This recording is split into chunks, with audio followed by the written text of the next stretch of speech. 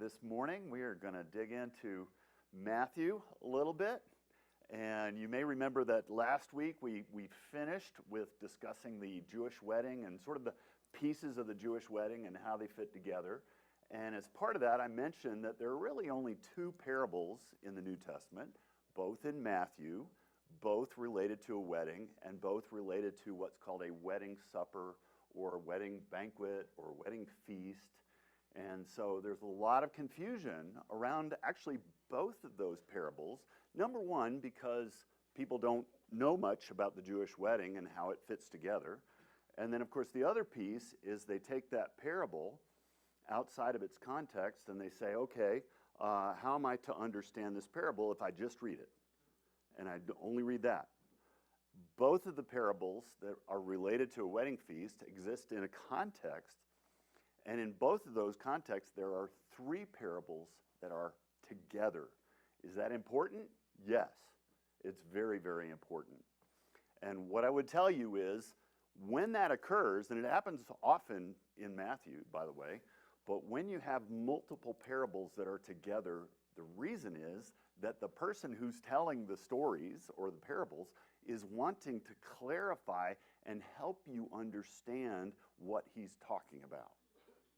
And we do it all the time, whether we realize it or not, we do it all the time. You know, we're trying to explain something that's really difficult to explain, and so we say, okay, you didn't get it when I tried to explain it the first time, let me give you another example, right? And then in your mind, you know, if you're the listener and you're the hearer, you're kind of going, okay, how does that do? And then they get to the third example, and maybe by the third or fourth, you're kind of going, oh, I kind of get it now. I kind of get it now.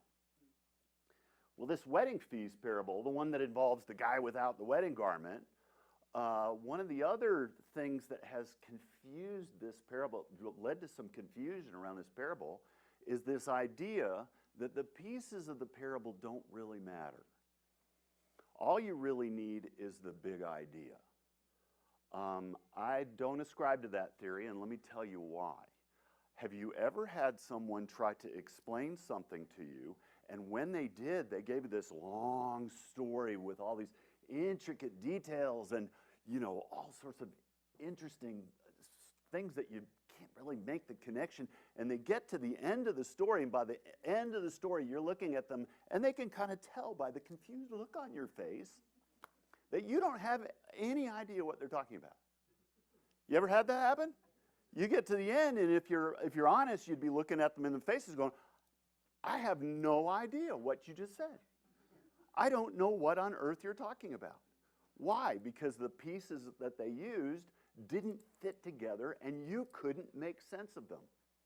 I, on the other hand, would say Jesus is the master storyteller, and as God the Son, he is perfectly capable of fitting every little piece together.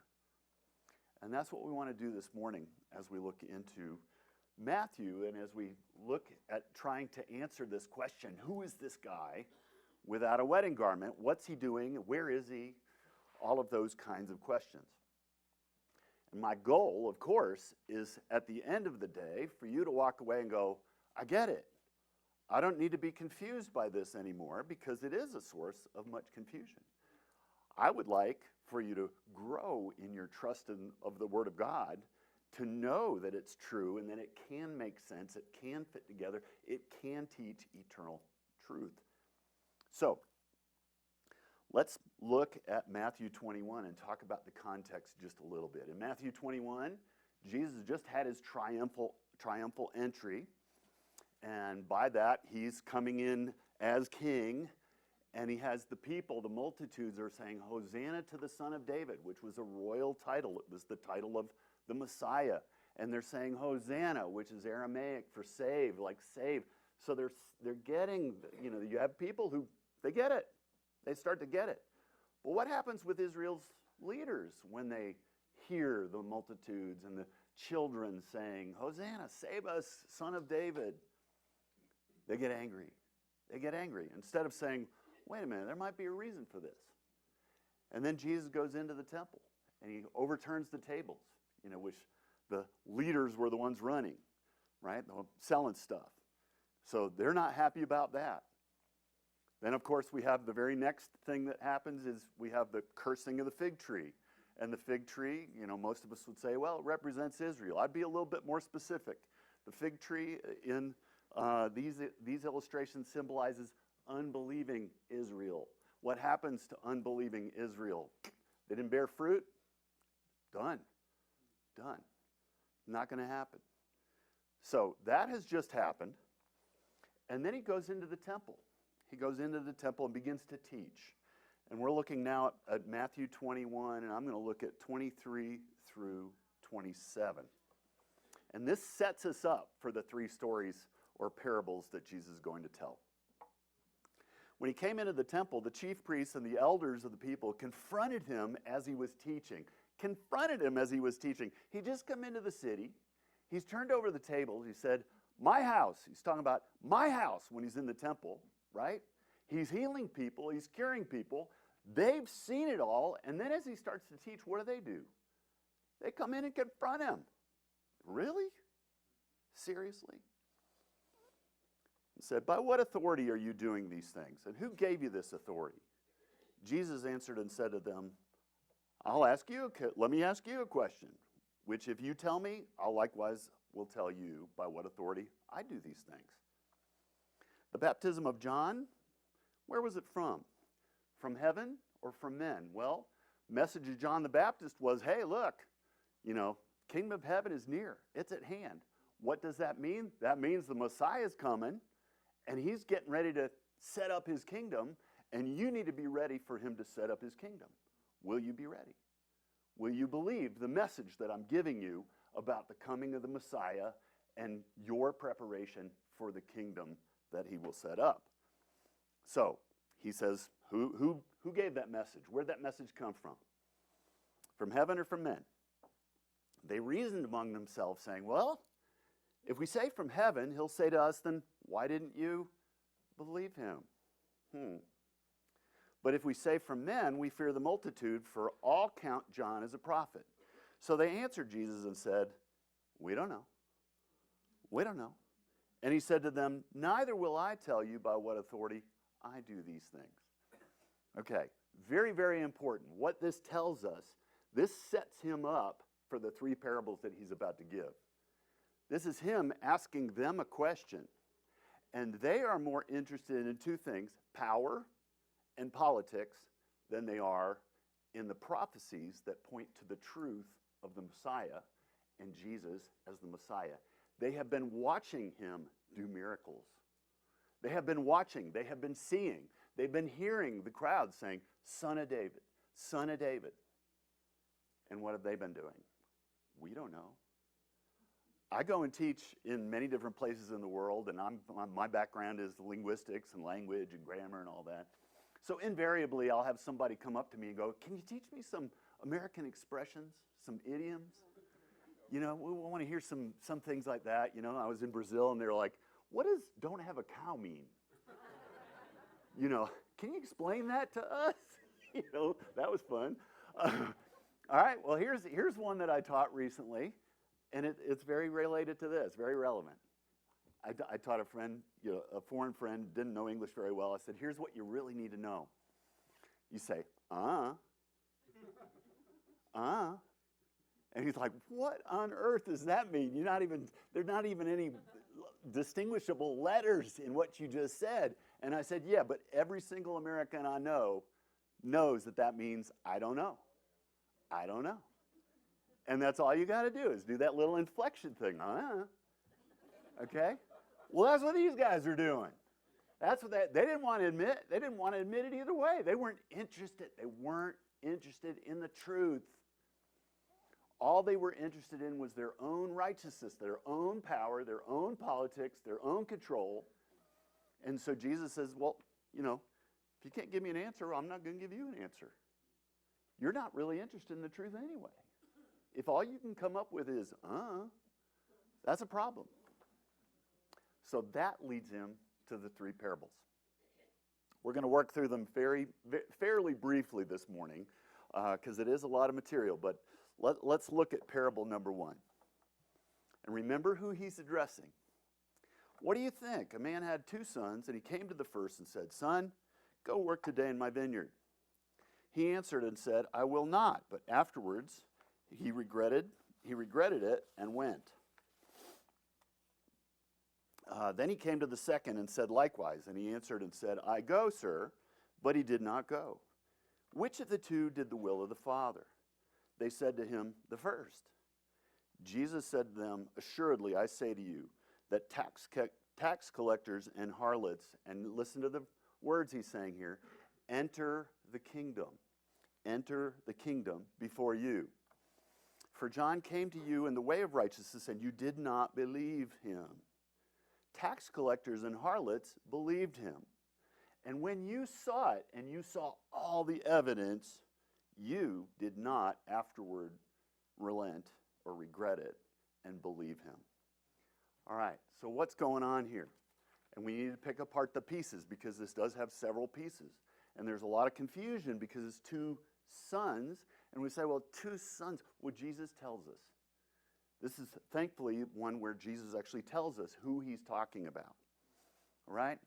But here's what else is going on. Did you notice how he set it up so that by the time he got to the question, they'd already lost? They'd already lost the discussion. To give you another metaphor, this is sort of like the fisherman who knows just the right bait, and he throws out the line to just the right place. And all he's got to do is sit and wait. Go, yeah, it's going to happen. And he got him. He got him, didn't he? He set it up. They set themselves up. They indicted themselves. So, who are we talking about in these two sons? In this case, children of Israel. They're both Jewish. His audience is Jewish, right? And who is the man who called them, or who went to the two sons? Well, that would be God. That would be God in this instance, okay? So he says, go and work in the vineyard. Well, go and work are interesting choices of verbs, right? Did you notice that it's go first and then work, right? So if you notice further, if you're reading slowly, it's the going that is the focus of Jesus' parable. It's whether or not they went. As soon as he mentions it the first time, go and work in the vineyard, everything after that is, did they go or not? What is going? In the context, Jesus tells you it's believing. Going equals believing. What does he say in his interpretation of his own parable? John came to you in the way of righteousness, and you did not believe him. You didn't believe him. So, here are these self-righteous spiritual leaders of Israel, and they're saying, we're working. We're doing good work. We're doing all sorts of stuff for God. And Jesus is like, it doesn't count. You didn't go. You got to go before you can work. And if going equals believing, what that means is you need to trust in Jesus as the Messiah. You need to believe that he's your Messiah before you can do anything that counts. What they were leaning on was their own self-righteousness and their own thoughts of, well, I'm doing all this stuff. But doing any amount of stuff without believing in Jesus means you're twiddling your thumbs. And that's exactly what they were doing. So, first son, obviously, is the tax collectors and the harlots, right? They knew they were guilty. They knew they needed a Savior. And so they believed John's message, and they came to listen to Jesus, right? Then they were ready to work in the vineyard. But you got to go first. Second son is Israel's leaders who gave lip service to John the Baptist's message, but they never believed. And as a matter of fact, here it's very clear that they are rejecting Jesus as their Messiah, right? So, working in the vineyard, obeying God by serving in the kingdom, caring for the vineyard. But what's the vineyard? What's the vineyard? That might not be clear yet. So, in order to answer that question more fully and more clearly, because Jesus will do that for us, let's go to parable number 2. All right? But what we've seen so far in parable 1 is that we're talking about Israel's leaders. their rejection of Jesus as the Messiah, and the consequences of their unbelief. The consequences of their unbelief is what? They will not enter the kingdom. Okay? What are they thinking? Well, in the age to come, when Messiah reigns, of course we're going to get into the kingdom. Why? Because we're sons of Abraham. Because we're Jews. Because we're good people. And Jesus is like, no. Can't enter unless you go. And going is believing. And you don't believe. All right? So, what can we expect to see in the second and third parable? Same stuff, right? Parable number 2. Matthew 21, starting with verse 33. Here another parable. There was a certain landowner who planted a vineyard, set a hedge around it, dug a winepress in it, built a tower. Lots of stuff going on. And he leased it to vine dressers, went into a far country. Now when vintage time drew near, he sent his servants to the vine dressers that they might receive its fruit. And the vine dressers took his servants, beat one, killed one, stoned another. Again he sent other servants, more than the first, and they did likewise to them. Then last of all he sent his son to them, saying, they'll respect my son. But when the vine dressers saw the son, they said among themselves, this is the heir. Come, let us kill him and seize his inheritance. So they took him and cast him out of the vineyard and killed him. And many of you in this room, you know exactly what Jesus is talking about here, don't you? Yeah. So here is Jesus being the Messiah who is prophet. Therefore, when the owner of the vineyard comes, what will he do to those vine dressers? So Jesus tells this story. Who is he talking to? He's talking to Israel's leaders, right? And who is he talking about? Well, he's talking about them. So again, what's he got? There's the line, there's the bait. There's the bait. Do they take it? They absolutely do. Hook, line, and sinker. What do they say?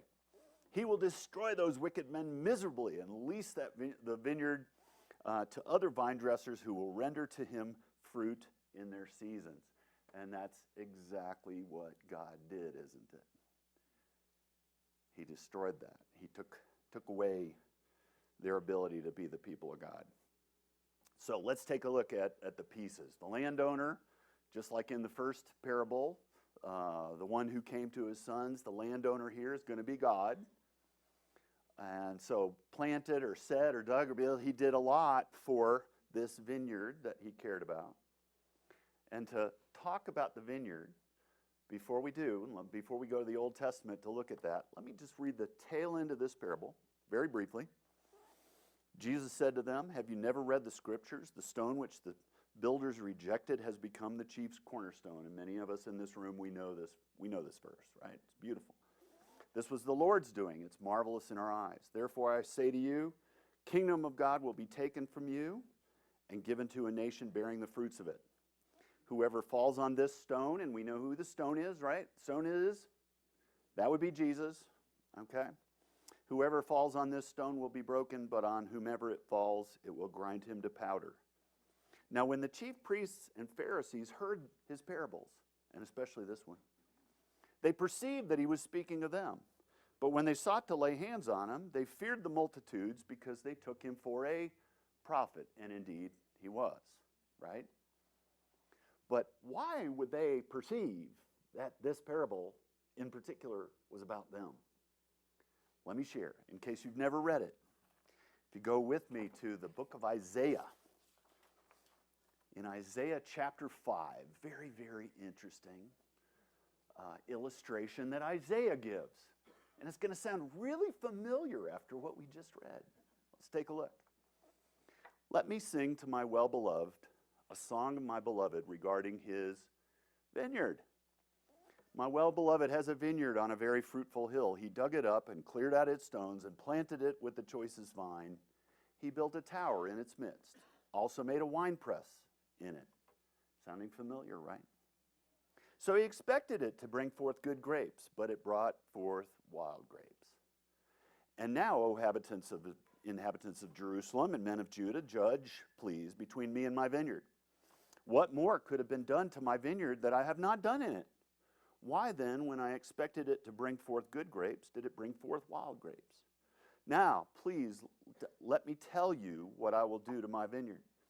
I will take away its hedge, and it shall be burned, and break down its wall, and it shall be trampled down. I will lay it waste. It shall not be pruned or dug, but there shall come up briars and thorns. I will also command the clouds that they rain no rain on it. For the vineyard of the Lord of hosts is the house of Israel. The house of Israel.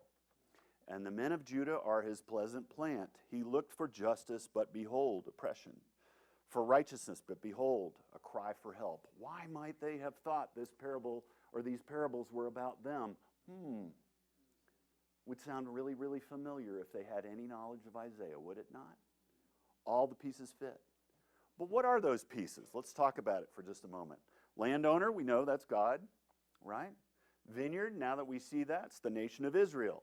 What happened to Israel as a result of their rejection of Jesus as the Messiah? If you know your history, in AD 70, came in and wiped out the city. Just wiped them out. Not one stone left upon another. Well, what about a hedge? Why a hedge? What's a wine press? What's a tower? Why are those ideas in there? Well, think with me for just a moment. If we're talking about the nation of Israel. A hedge is a border, right? In ancient times, cities, in order to be protected, had what around them? Walls, right? A border. So that's what Jerusalem would have had. And where's Jesus speaking? Right there. Beyond that, how about this idea of a wine press? Think about that for just a moment. If you know some other passages in the New Testament, wine press is usually used to talk about judgment or a place of judgment. And if we talk about it in the book of Revelation, it's called the great wine press of the wrath of God. Ouch. All right? So, and the reason? Well, wine is symbolic of something as well, almost always blood. So if we're thinking about a place in Jerusalem, which is the vineyard, having borders or walls, and we talk about a place where there would be a judgment involving blood, where would you think that might be? I would call that an altar. I would call that an altar, right? In the temple. Beyond that, how about a tower? The place in the vineyard where you could oversee everything that was happening in the vineyard. Where might that be? In a place where you have a hill in Jerusalem, and what was at the top of the hill that everyone could see? That would be the temple. That would be the temple. So, you notice that he leased it to vine dressers. So in this context, who are the vine dressers? That would be Israel's leaders, who were responsible for taking care of the vineyard. Now, did they do that well? Obviously not. Not only did they not do it well, they rejected the bringing any of the harvest to the people, to the servants who came expecting the harvest. Well, who would those servants be? That would be Israel's prophets, right? So, calling them back to God, calling them back to be faithful to God, which they were not. And how about the son or heir? We already know who that is, right? That would be Jesus. So to take him out of the vineyard and kill him is exactly what happened. Every single piece of this parable fits together when we recognize the pieces and what they symbolize. But here's the question. If I think now about the first parable and the second parable, and I put them together, both of them we see are about Israel, Israel's leaders, their rejection of Jesus as the Messiah, and the consequences of their rejection. Jesus says, I'm taking the kingdom of God away from you, and I'm going to give it to somebody else. Wow. You didn't receive, you weren't willing to receive me, right? So, the question though, before we go to parable number 3 is, where's the church in these parables? Where's the church in these parables? It's not on their radar. Who's he talking to? He's talking to Israel, he's talking to Israel's leaders, and he's talking to them about their rejection of him as Israel's Messiah. The church is nowhere on the radar in this context. Does that make sense to everyone? So if that's true in the first 2 parables, what can we expect in the third parable? Same thing, right? if Jesus is helping us to and wanting us to clarify what he's meaning, then this third parable should fit like a glove. Like a glove. So let's go there and spend the rest of our time in that last parable. All right. Matthew 22, starting with verse 1. Jesus answered and spoke to them again by parables and said, and again, this is the third parable of 3, the kingdom of heaven is like a certain king who arranged a marriage for his son and sent out his servants to call those who were invited to the wedding, and they were not willing to come. Now, before we go any further, if we're talking about a king and his son, pretty easy, right? From what we saw in the first 2 parables, king, God the Father, Son, Jesus. Everybody good with that, right? All right, let's move from there. He arranged a marriage for his son, sent out his servants to call those who were invited to the wedding. They were not willing to come. Who was being invited? From the other parables, we see that it was the nation of Israel. The Messiah was sent to Israel to give them the first invitation to the kingdom, right? So again, he sent out other servants, saying, tell those who are invited, see, I've prepared my dinner. My oxen and fatted cattle are killed, and all things are ready. Come to the wedding. Come to the wedding. And let's finish, but we'll come back and talk about the pieces. They made light of it, went their ways, one to his own farm, another to his own business, and the rest seized his servants, treated them spitefully, and killed them. But when the king heard about it, he was furious, and he sent out his armies, destroyed those murderers, and burned up their city. That sounds a lot like what he's already been saying. Because of their rejection of Jesus as their Messiah, Israel and Jerusalem was destroyed. So then he said to his servants, the wedding is ready, but those who were invited were not worthy. Therefore, go into the highways, and as many as you find, invite to the wedding. So those servants went out into the highways, gathered together all whom they found, both bad and good. And the wedding hall was filled with guests. But when the king came in to see the guests, he saw a man there who did not have on a wedding garment. So he said to him, friend, how did you come in here without a wedding garment? And he was speechless. Think with me for just a moment at how we started today. Can you see it here? He was speechless. So the king said to the servants, bind him hand and foot, take him away, and cast him into the outer darkness. There will be weeping and gnashing of teeth, for the many are called, but few are chosen. Now, first thing I would tell you, I just read through that entire parable, and if you're with me, what you will notice first is that there's something called a conspicuous absence. There is something missing in this parable. And let me tell you what it is. The bride. Did you notice that she's not there? There is a reason, okay? The first 2 parables, what were they about?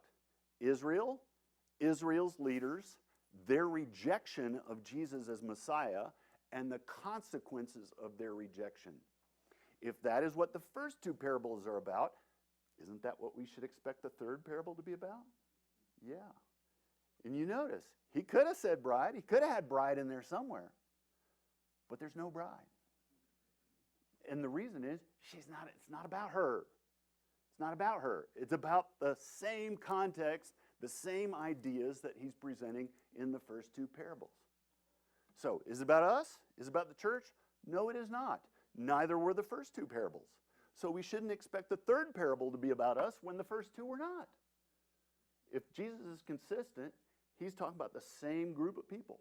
And he's aiming his gun at the same group of people. And to use a baseball metaphor, he's the perfect pitcher. And he's already had 2 perfect strikes. And guess what happens right here? You out. You out. So, let's pick apart the pieces. We know about the wedding, and what we said was that the betrothal happens with just a very small group. So at that point, they are husband and wife, even though they haven't consummated the wedding, right?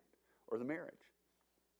So the groom comes, he takes the bride, they go on their honeymoon, and they go on their honeymoon for 7 days. And somebody came up to me last week and said, you should make clear to everybody that 7 days really represents 7 years. Because when we think about the tribulation here on earth, right, we think about a 7-year time span, which is Daniel's 70th week. Well, during that week, where are we? Where's the bride? She's with her groom in the place that he's prepared. And who else is there? Well, they're alone. They're alone in the wedding chamber. They're getting to know each other face to face. At the end of that week, or 7-year period, when everything else has been going on here, the bride and groom come back. And they come back to what's called a wedding feast. So, my question to you before we go further here, will the bride be at her own reception? So somebody just go ahead and say it out loud. Is there any question? Would there be any doubt that the bride would be at her own reception? She's already been on her honeymoon. She's already been long married. So the question is this about the bride? No, it is not. No part of this is about the bride. So as soon as you take the bride out of it and say, well, it's talking about the wedding feast, yes, but the assumption, the clear assumption and the correct assumption is the bride is already there. She doesn't need to worry about that because she's been long married. She's already been on her honeymoon. She's coming back with her groom, her husband. But let's look at the other pieces. Servants, we got the servants, the idea of the servants, right? Who are going out to invite, not the bride, but they're the servants, right? Servants, by the way, is a very common title for the nation of Israel. Israel's called to call people into the kingdom, right? So obviously they didn't do that very well. Those who were invited would be Israel initially, right? And what does Jesus end up saying? Those who were invited were not worthy.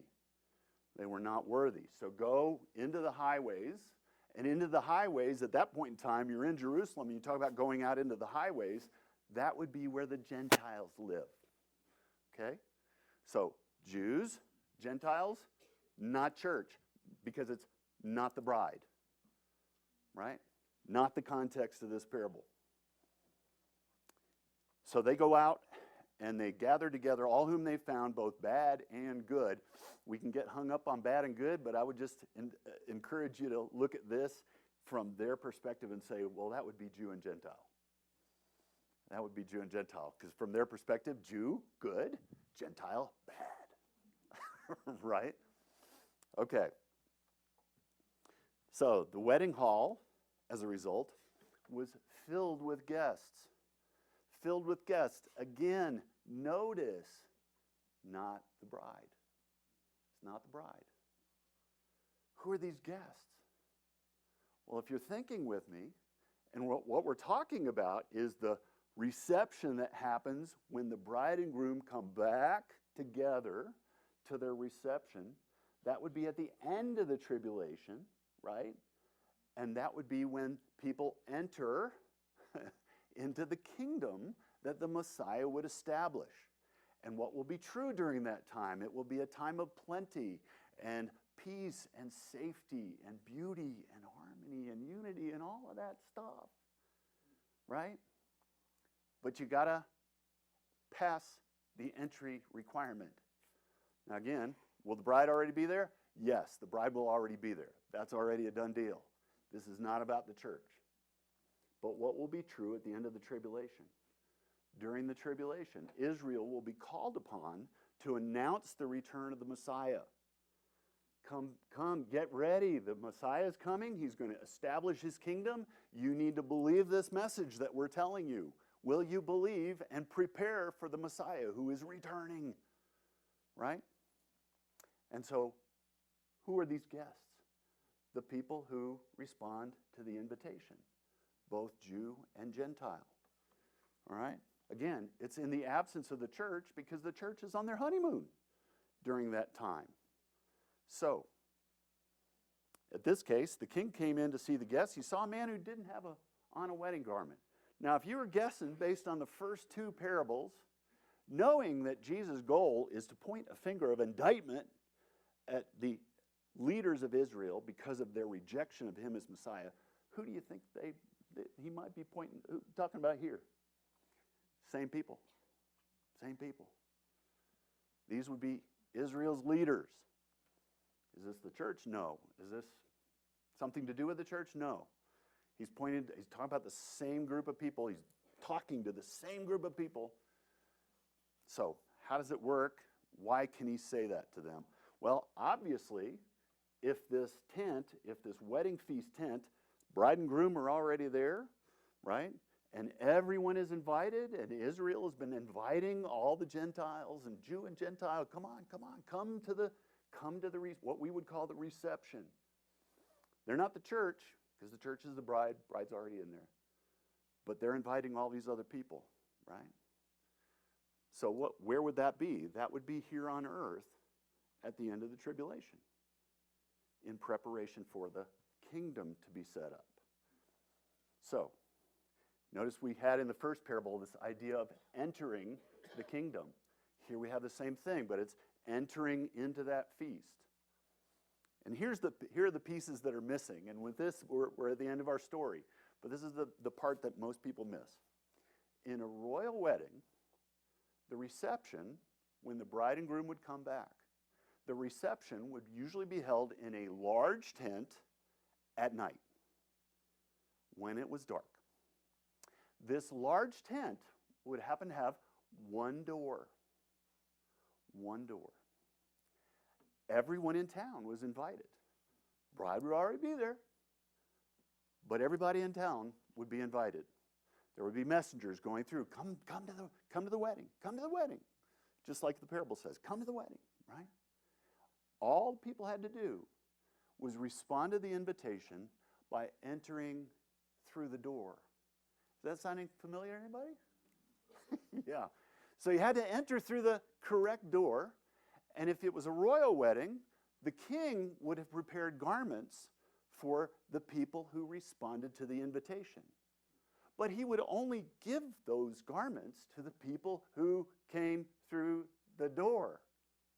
Is that sounding familiar to you? Yeah. Yeah. So, the garment, already prepared beforehand by the king, the father, given freely to anyone who would come through the right door. Now that sounds to me like a gospel presentation, does it not? Yeah. And we know, Jesus said, I am the way, the truth, and the life, but let's finish that verse. No one can come to the Father except through me. Through me. Yeah. And even Jesus at one point, I'm the door. I'm the door. So here we have this parable. And again, bride's already there. But it's the same truth that you have to enter through the proper door. And that door is by faith. It is by saying, I believe the message of the Messiah. I believe that he is the Savior. I believe that he is the only way that I can enter into the feast or the kingdom. Right? So, given freely, you're there in the feast, and you have your wedding garment because you came through the right door, and it was handed to you. Right? And of course, that robe or wedding garment represents, in this case, forgiveness. Forgiveness, washed in the blood of the Lamb. So beautiful, beautiful picture. But what else am I missing? And friend, how did you come in here without a wedding garment? Well, if this is in heaven, which is some people say, oh, the feast is the rapture. Okay, let me give you a problem. How would that be then, since we know this is a Jewish leader who is an unbeliever? He's in heaven? How does that work? But if we understand that it's at the end of the tribulation, when the bride and groom come back together, and they're standing at the door saying, hey, you want to come in, you want to enter the kingdom, come through the door. respond to the invitation and come through the door. Here's this person, this Jewish leader. What would he assume? I deserve to be here. I deserve to be here. I'm righteous. I do all these good things. You know, of course I should be here. And early Judaism basically taught as long as you were a son of Abraham by birth, you were getting into the kingdom. And Jesus is saying, no, you don't have the right garment. And you don't have the right garment because you didn't come through the right door. You might think that you can get in. You might think that you deserve to be here, but you didn't do it the right way because you didn't believe in me. Whew. Very, very powerful, right? 3 strikes. 3 perfect strikes that Jesus threw. So, King said to the servants, bind him hand and foot, take him away and cast him into the outer darkness. Well, if entering means salvation and being part of the age to come, the future kingdom, or what we would call the millennial kingdom, then if you're on the outside, where does that put you? We're talking about an unbelieving Jewish leader or unbelieving Jewish leaders who have over and over and over witnessed the evidence of Jesus as the Messiah through miracle and through word. And at every step they've said, no, or And so Jesus said, well, you know, if that's your answer, you don't have a reason to be here, right? So time to go. You're outside in the dark. And we would say, that's hell. Yeah, it is. And why? They didn't go through the right door. All right.